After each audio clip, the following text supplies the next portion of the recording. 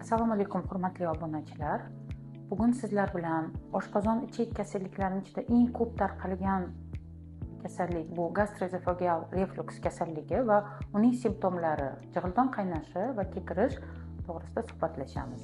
Gastroezofageal reflux kasalligi bu yuqorida aytganimdek eng ko'p tarqalgan kasallik bo'lib, bu oshqozondan qizilo'ngachga oshqozon shirasini haddan ziyod teskari oqishi. Uning simptomlari bu jig'ildon qaynash va kekirish. Jig'ildon qaynash bu tush suyagi ortidagi kuyish va og'riqni his etishdir. Kekirish bu oshqozondagi mavjud bo'lgan narsani qayta qizilo'ngachga, og'izga, tomoqqa, og'iz bo'shlig'iga beixtiyor ravishda qaytishi.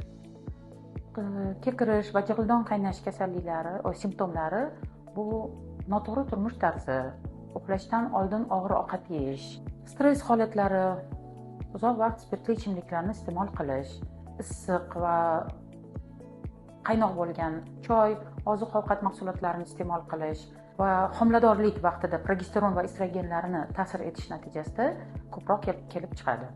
Jig'ildon qaynash va kekirish insonda og'izdan noxush hid kelishi bilan ko'proq kuzatiladi.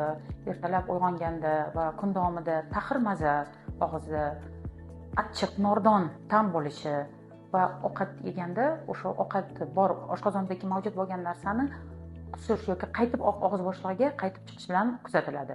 Ko'p obunachilarimizdan savollar kelib tushadi. O'sha simptomlar jig'ildon qaynashi va kekirishni uy sharoitida qanaqa qilib bartaraf qilish? Bu birinchidan oddiy suv ham oshqozon shilliq qavatiga foydali ta'sir ko'rsatadi. Kam miqdorda iliq suv iste'mol qilish. Ikkinchisi, ichimlik sodasi 300 ml suvga 1 choy qoshiq ichimlik sodasini solib, ertalab och qoringa ichish. Olma sirkasi 1 choy qoshiqni 100 ml iliq suvga solib, och qoringa iste'mol qilish. Yana bir buni lifehack deb hisoblaymizmi? Ovqat yegandan keyin yonboshlab yotmaslik, 1-2 soat tik holatda yurish yoki o'tirish va uxlaganda chap yonboshga uxlash. Lekin bu usullarni uy sharoitida qilganda faqatgina insonning umumiy ahvoli yengillashadi, lekin bu usullar davo tariqasida ishlatilmaydi, faqatgina insonning umumiy ahvolini yengillashtirish natijasida ishlatish mumkin.